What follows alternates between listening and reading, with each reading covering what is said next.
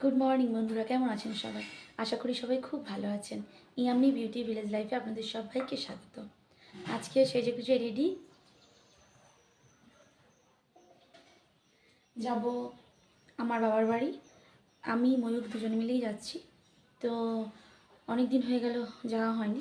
আমার ভাইয়ের অ্যাক্সিডেন্ট হয়েছে, আপনার তো আমি বলেছিলাম। আমার ভাইয়ের বাইকে অ্যাক্সিডেন্ট হয়েছে, তো সেই জন্য মন খুবই খারাপ। সেই জন্য মনটা খুবই খারাপ। কবে তুমি হয়তো কালকে বলছিলে এইখানে ব্যান্ডেজ গলা থেকে এরকম করে তো বাইকে ভাইকে তো ভাই নার্সিংহোম থেকে বাড়ি ফেরেনি, তার আগে আমি চলে এসেছিলাম। তো মানে কি বলবো, আমার শাশুড়ি মা ভেলোর যাবেন বলে, তো এখানে শ্বশুরমশাই একা ছিলেন বলে চলে এসেছিলেন। তো তারপরে অনেক দিন হয়ে গেল যাওয়া হয়নি। তো আজকে যাব ভাইকে দেখতে। বাবাও তো অসুস্থ, বাবার ব্রেন স্ট্রোক হয়েছে, বাবাও অসুস্থ, একদম বিছানা সজ্জা। তো আমার বাপের বাড়ির অবস্থা খুবই করুণ, মানে খুবই আমি মানসিক দিক থেকে কষ্টে আছি সত্যিকারের বন্ধুরা। আপনাদের কাছে আমার মনের কষ্টের কথা শেয়ার করিনি, আজকে করছি। মানে আমার মনের কষ্ট যে কীভাবে আমি দিন কাটাচ্ছি বলে বোঝাতে পারবো না। মানে আমার ভাই একমাত্র ছিল, ইনকাম করতো, ও সোনা দোকানে কাজ করতো। তো ওই এত মানে বিরাট অ্যাক্সিডেন্ট হয়েছে যে জানি না আমার ভাই কবে সুস্থ হবে, বলতে পারবো না, এমনই আমার অবস্থা। তো চলুন, আবার পরে দেখা হবে। আমরা রেডি হয়ে গেছি, আমরা চলে এসেছি আমাদের বাজারে। মানে বাস ধরবো বলে বসে আছি, তো অনেকক্ষণ থেকে বসে আছি, 1 ঘন্টা প্রায় হতে যায়, বাস আর আসছে না। এই যে আমি আর আমার ছেলে, ও তো বিরক্ত হয়ে যাচ্ছে, ও মানে রেগে বমে যাচ্ছে, ও আর থাকবে না এখানে। বাস আসছে না কেন কি জানি। তো অবশেষে বাস এসেছে। এই যে দুজনে মিলে এখন বাসে বসে আছি। ও আবার সিটে বসবে, কোলে বসবে না, সে কী অবস্থা। তারপর বাস থেকে নেমেই দেখি না লঞ্চ দাঁড়িয়ে আছে, লঞ্চে উঠে পড়েছি। আর একটু দেরি হলেই লঞ্চটা ছেড়ে দিত, আবার 1 ঘন্টা বসে থাকতে হতো। তো তারপরে এই যে মানে লঞ্চটাও যা হোক আমাদের নামবো যে 58 গেটের ঘাটে চলে এসেছে, আর ওই জাহাজটা যাচ্ছে। উফ, নাহলে মাঝ নদীতে হলে যে কী ঢেউ হতো বাবারে বাবা, মানে ভয়ে একদম জীবনটা শেষ হয়ে যেত একবারে। মানে ঘাটের কাছে চলে এসেছে, তো জেটি ঘাটের কাছে, ওই জন্য অতটা ঢেউ হচ্ছে না, তবু ঢেউ হচ্ছে। তো যাই হোক লঞ্চ থেকে নেমে পড়েছি ঠাকুর ঠাকুর করে। এই যো আবার একটা জাহাজ যাচ্ছে, হাই যো। তো ও তো এই যে এখানে গলে গেছে, ও এখান থেকে বেরোবে না, এখানে ঢুকে থাকবে। তারপরে এই যে এই লঞ্চটা থেকে নামলাম, ওই যে আবার একটা জাহাজ যাচ্ছে, প্রচুর ঢেউ হবে, প্রচুর। এত ভয় লাগে না কি বলবো, যখনই জাহাজ যায় তখন প্রচুর ঢেউ হয়। তো অবশেষে এসে পৌঁছে গেছি, আর একটু পরেই চলে যাব আমার বাবার বাড়ি। তো এই যে হেঁটে হেঁটে হেঁটে হেঁটে দুজনে মিলে যাচ্ছি।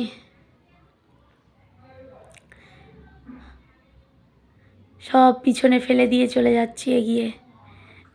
কোথা থেকে কোথায় চলে এলাম, একটা জেলা থেকে অন্য জেলায় চলে এলাম, শুধু মানে ঘন্টার ব্যাপার। মানুষ যাযাবর, কোথায় থেকে কোথায় চলে যায়, আজ এখানে তো কাল সেখানে। আকাশটা কি অপূর্ব লাগছে, তাই না? তারপরে এই যে টোটোতে উঠে পড়েছি। এই টোটোটাই যা হোক দাঁড়িয়েছিল, নাহলে আবার আমরা তো দেরি, ময়ূক তো ওখানে দেরি করছিল আসবে না বলে, তো সেই জন্য নাহলে অনেকক্ষণ ওয়েট করতে হতো। তো তারপরে টোটো থেকে নেমে হাঁটতে হাঁটতে চলেছি। আর এই যে ছাতায় আসতে বলছি, কি রোদ, ছাতায় আসবে না, ওই হেঁটে হেঁটে রোদে রোদেই যাবে। কথা বললে একটা কথা যদি শুনবে, এত রোদ তাকাতে পারছি না, আর ও সেই রোদেই চলেছে। এই যে দুই বগলে দুটো ব্যাগ আর ছেলেকে নিয়ে চলে এসেছি। তো এই যে এইখানে আমার মন্দির হচ্ছে, এই মন্দিরটা না অনেক দিনের পুরনো, ভেঙে গিয়েছিল, আবার নতুন করে তৈরি হচ্ছে। তো চলে এসেছি, আর একটু পরেই চলে যাব পিতৃলয়ে। এই যা চলে যাচ্ছে, রোদে রোদে পুরো এলো, ছাতা এলো না। আমরা এসে গেছি অনেকক্ষণ, এসে তারপর একটু রেস্ট নিলাম। তারপর ভাইয়ের ফিজিওথেরাপি করতে এসেছিলো, প্রচুর কষ্ট হচ্ছিলো, প্রচুর কাঁদছিল, মানে সে কী অবস্থা কী বলবো, একদম মানে দেখে সহ্য করার মতো না, এত কষ্ট হচ্ছিল। ফিজিওথেরাপি করতে এসেছিলো তো তো সেই জন্য খুব কষ্ট হচ্ছে সত্যিকারে। তারপর ময়ূরকে স্নান করালাম, আমি যে স্নান করতে যাব, তারপরে এবার খাওয়া দাওয়া হবে। তো ভাইয়ের স্নান হয়ে গেছে, চলো স্নান করতে যাই, স্নান করে এসে তারপর খাওয়া দাওয়া হবে। তো এই যে আজকে রান্না হয়েছে কুমড়ো ভাতে, এটা কয়েক রকমের সবজি দিয়ে, ওইটাও চিংড়ি মাছ দিয়ে, চুনো মাছ দিয়ে সবজি দিয়ে তরকারি, আর হয়েছে পাঙাশ মাছ ঝাল। প্রচুর বৃষ্টি হচ্ছিল, যখন এখন বৃষ্টিটা বন্ধ হয়েছে, হতেই বেরিয়ে পড়েছে দুজনে মিলে, একদম মাঠে চলে গেছিল। আর চোখটা কি আমি যাচ্ছি, তুই সেই কোনটা দাঁড়া, চোখটা পুরো ফুলে দেবো, জুতো ছাড় না রে, চল যা দাঁড়া, চোখটার যে কি অবস্থা তার ঠিক নেই। ফুলে যাচ্ছে সেইটাই। তো খাওয়া দাওয়া করে একটু শুয়েছিলাম, প্রচণ্ড কোমরে তো ব্যথা হচ্ছিল, কোমরে ব্যথা কমতে, কোমরে ব্যথা আজকে আর কমবে না। এই এদের পাহারা দিতে চলে এসেছি, মা বলে তুই তোর ছেলেকে সামলা, আমার কোনো কাজ করতে হবে না, তুই তোর ছেলেকে সামলা।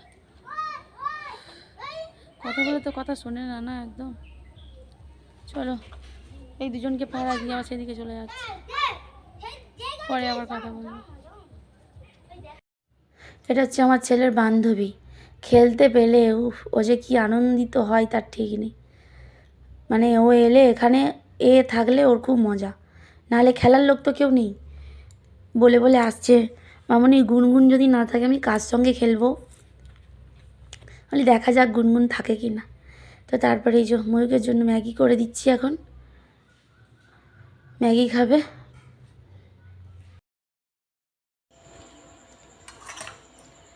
গুড ইভিনিং বন্ধুরা, এই যে ময়ূকের জন্য ম্যাগি করলাম, ওকে এবার খাওয়াবো, সন্ধ্যা হয়ে গেছে। চলে আয় নেমে, হ্যাঁ। তো এই যে ম্যাগি বলেছি আজকে একা একা খা, আমি খাবো না, প্রত্যেক দিন আমি খাইয়ে দিই, আজকে আমি খাবো না, তুমি একা একা খাও। তো প্রথমে বলছিল খাবে না, তারপরে যা হোক রাজি হয়েছে, টিভি দেখে দেখে এখন খাচ্ছে। বন্ধুরা চ্যানেলটা সাবস্ক্রাইব করবেন, করে আমার পাশে থাকবেন কেমন। তারপর বন্ধুরা অনেকক্ষণ পরে এলাম, এখন বাজে 10টা, মায়ের রাতের খাবার তৈরি করা হয়ে গেছে, এবার আমরা সবাই খাবো। আর ভিডিওটা আর বেশি বাড়াবো না, অরিজিনাল ভয়েসটা দিলাম না, কেননা পাখা চলছে, এত গড়গড় আওয়াজ হচ্ছে, বিচ্ছিরি শুনতে লাগছে সেই জন্য। তো আপনাদের সবাইকে অনেক অনেক ধন্যবাদ পুরো ভিডিওটা দেখার জন্য, আশা করি ভালো লেগেছে। আমাদের এখন খুব বিপদের সময়, মানে আমার বাপের বাড়ির অবস্থা এখন খুবই খারাপ, আমার বাবাও খুব শরীর খারাপ, বাবাও খুব অসুস্থ, বিছানা শয্যা, আমার ভাইও খুব অসুস্থ। তাই বলবো বন্ধুরা প্লিজ আমার পাশে থাকুন, আমাকে সাপোর্ট করুন, আর আমি যেন তাড়াতাড়ি মানে ইনকাম করতে পারি সেই ব্যবস্থা আপনারা করে দিন, খুব প্রয়োজন। তো সবাইকে টাটা বন্ধুরা।